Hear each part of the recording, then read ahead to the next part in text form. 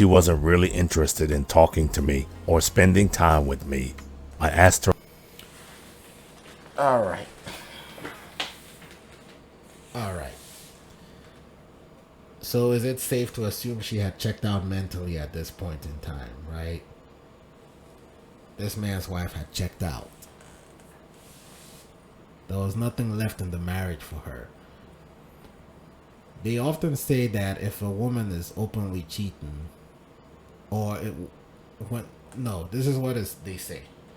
When a woman decides to check out of a relationship, that's when she openly cheats, and she'll kind of make you aware that she's cheating on you.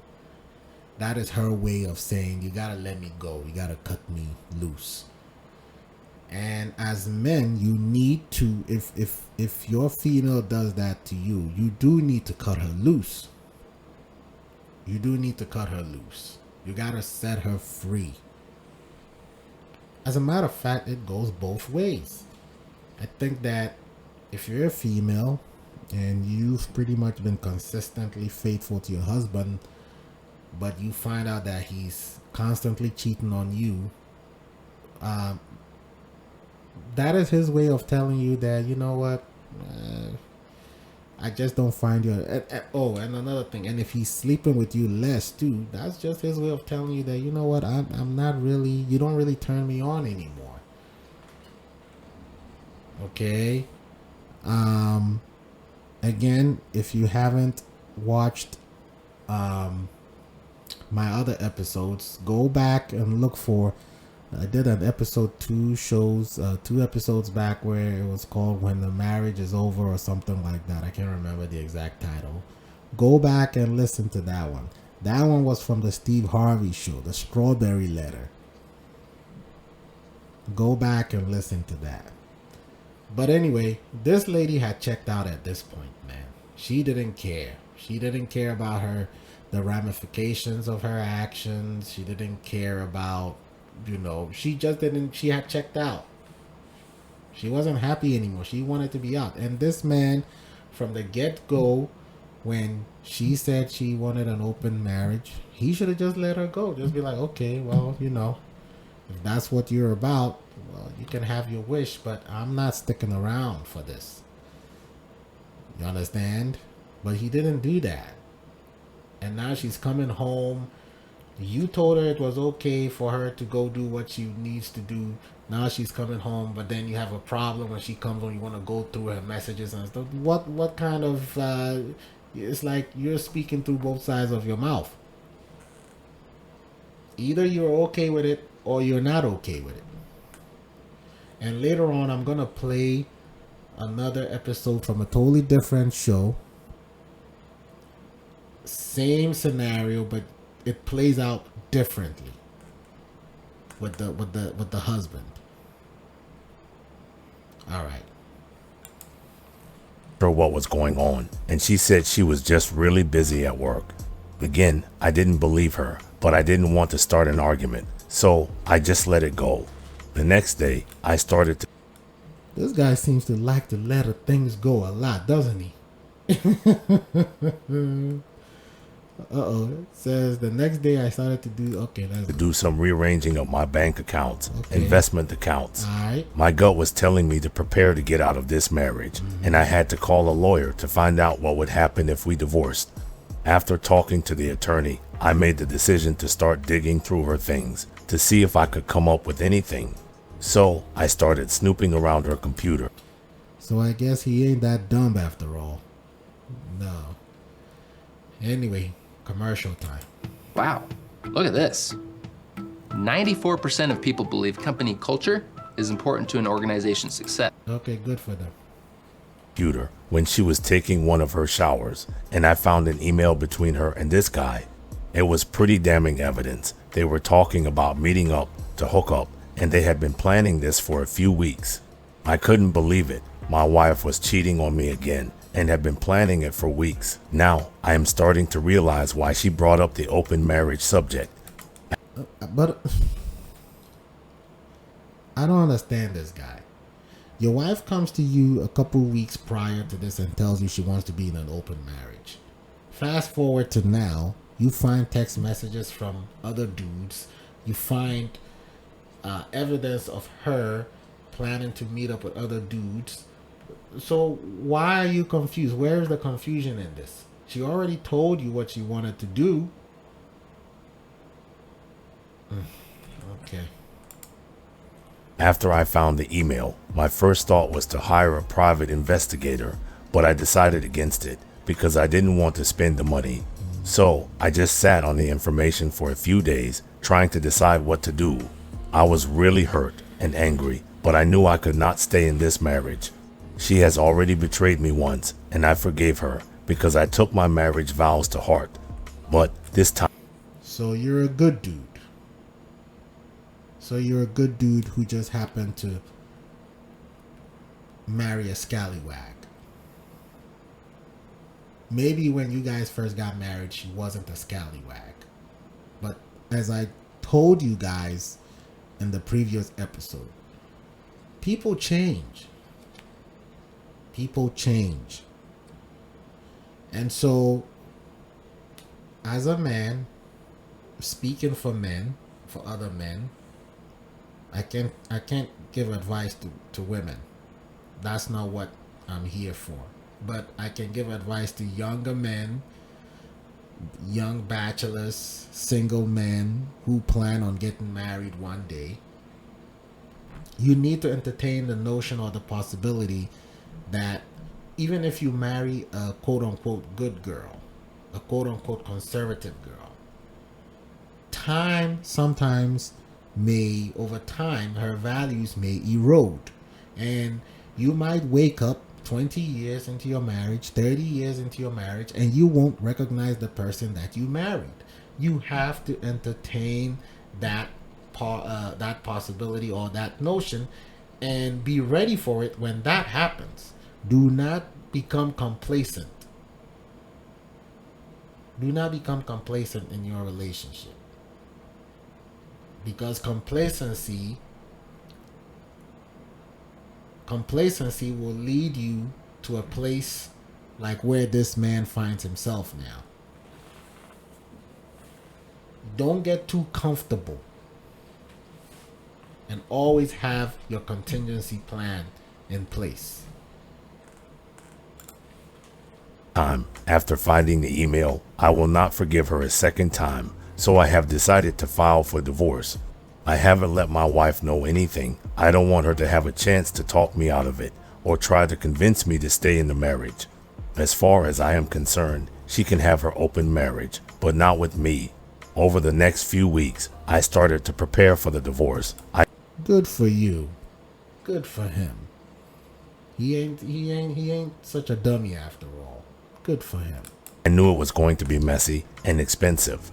I also knew that she would try to fight me on everything, so I had to be prepared.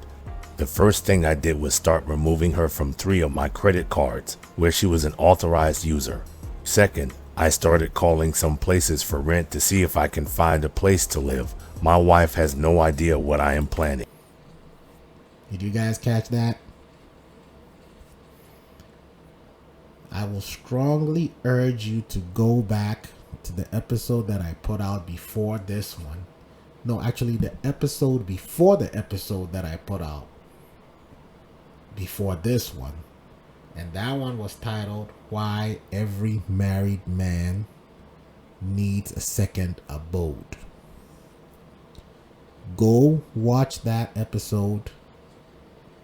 Come back and listen or watch this episode here where this guy talks about how he's planning to move out and get a place to rent, and it'll all fit together. It'll all fit together. Everything that I said will make perfect sense to you. And I want to keep it that way until I am ready to move out. I live in California, so I am probably going to get my ass handed to me regardless, but I have to try. The only positive thing coming out of this divorce, we don't own a house together. We are renting a house. We sold our home 2 years ago and haven't really looked for a replacement. I called the attorney and told him to go ahead and file for divorce on my behalf. He said he would start the process and send me the... I can save your marriage in the next 4 weeks and get your wife appreciating and loving you again daily. Well, this should be interesting because we're talking about this. We're on the subject of marriage, right? Let's see what this dude has to say.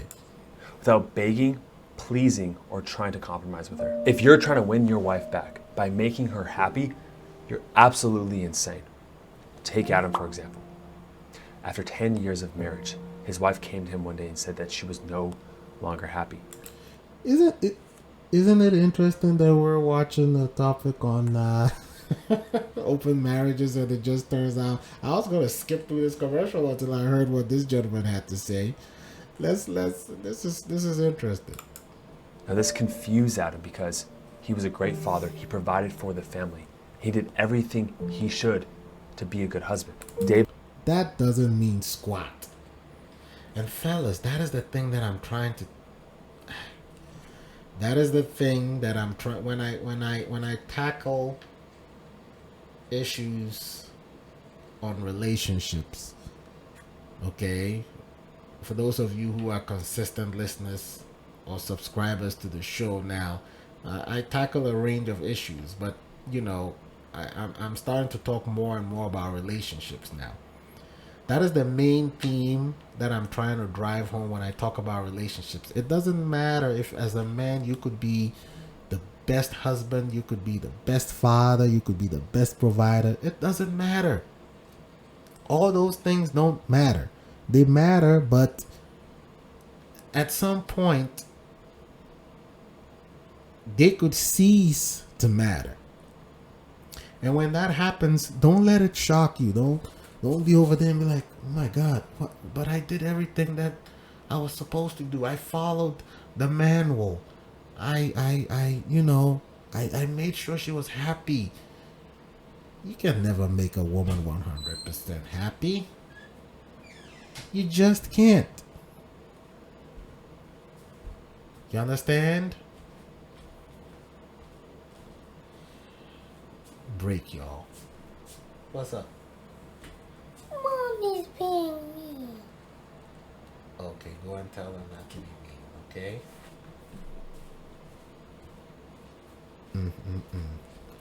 Let's keep watching this ad here. Day by day, his wife became more distant, cold, began to mock him, and then eventually sent him divorce papers. Now, Adam tried everything to win his wife back. He started working out. He tried to romanticize and date his wife again.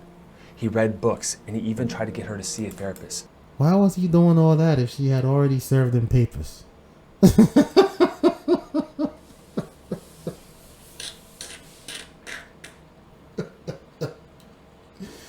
If she had already served him the papers, why was he doing all that? Working out and why? She wants to go. Let her go. This dude making it worse. Y'all need to go listen to that R. Kelly song when the woman is fed up. Okay?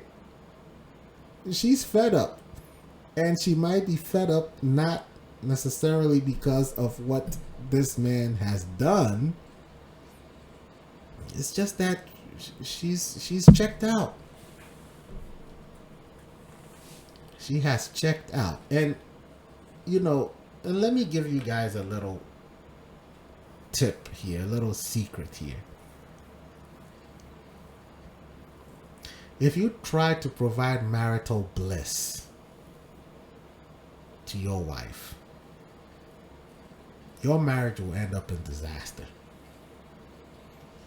You cannot make